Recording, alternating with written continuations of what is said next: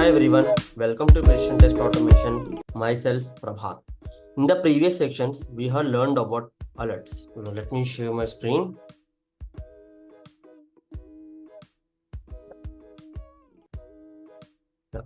If you see here, we have learned about all kind of alerts which is available with the Selenium, right? You can see confirm alert, get alert text, click on alert, and dismiss. Okay, here it is accept, and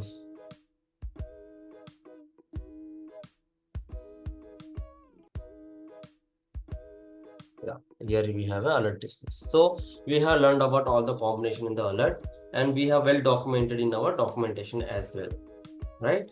Now today we will be going to learn about frames. So let's see how frames will look like. So this is our web,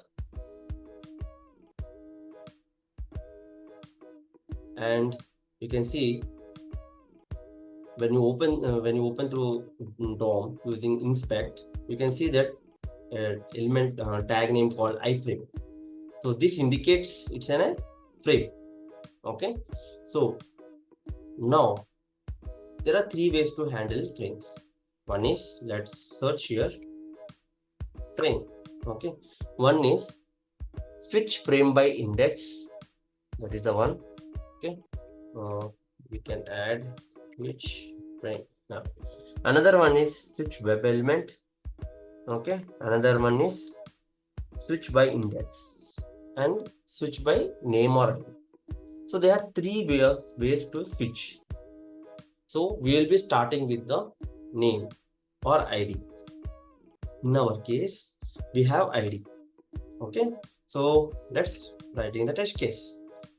So here we will be creating a suite, that means a directory frame suite.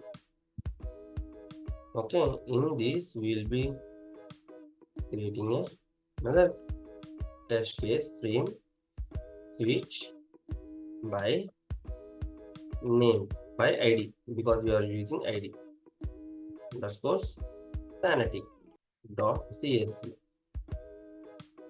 Okay,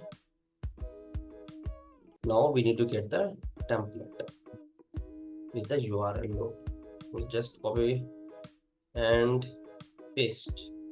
Go here, copy and paste. When you are observing how I am writing the automation, you can see most of the time I will do only copy paste. Okay, and our URL is done. Now we are working on this one, right? Once the URL is loaded, we need to change the frame. How we will be changing the frame? By using ID or name. In our case, we are using ID. So we are copying the ID name and we'll be adding here frame one, right? That's it. You agree with that? Frame one, right? Next, what is the step? Next, we are changing to here. But how to know that we have changed here? By printing this frame text, right? So see how we can print this one. Go here. You can see it is a simple h1 tag with the ID element, and we can use this one. Go to page object or locators. Here, create file called frames.property. We need to create a properties file. Here we can write it as frame one element. First two, we are using ID. So we are adding a sample. Okay, so earlier I have created a method for testing purpose. So we are printing the same frame with this name. So I have added here. So now see how we can store that frame element. Now copy this, come here, page name we required, that is frames. Copy this one, add it here, remove properties, dot properties. We does not require anything of this. We required element name. Okay, and this one not here, and action.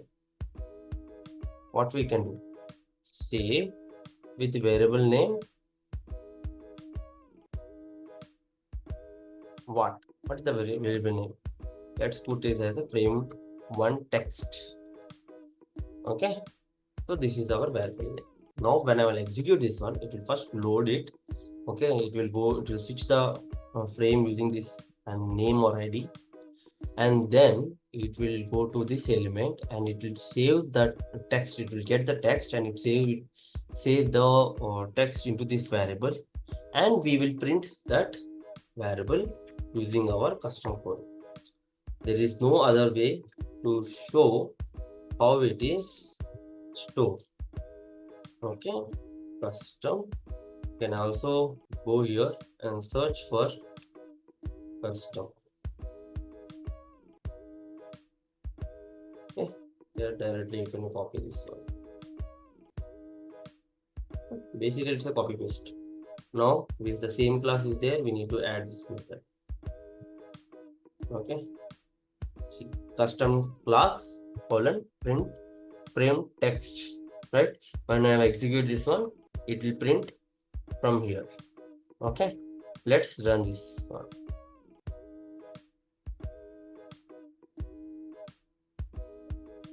Okay, I haven't added in my test engine here. Now let's execute. Don't forget the automation rules. Okay, if we forgot the automation rules, automation won't behave properly.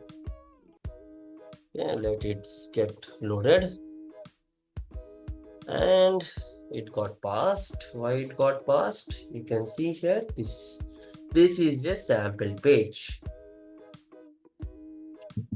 Awesome, right? So here we can see it was shifted using text. I mean, it shifted the frame using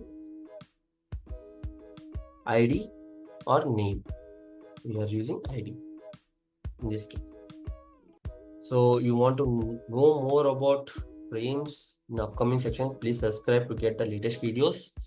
And please comment with the questions you have or you are facing in the daily lives, so that I can create more useful content for you to understand better how to use this scriptless automation in your case. Thanks for watching.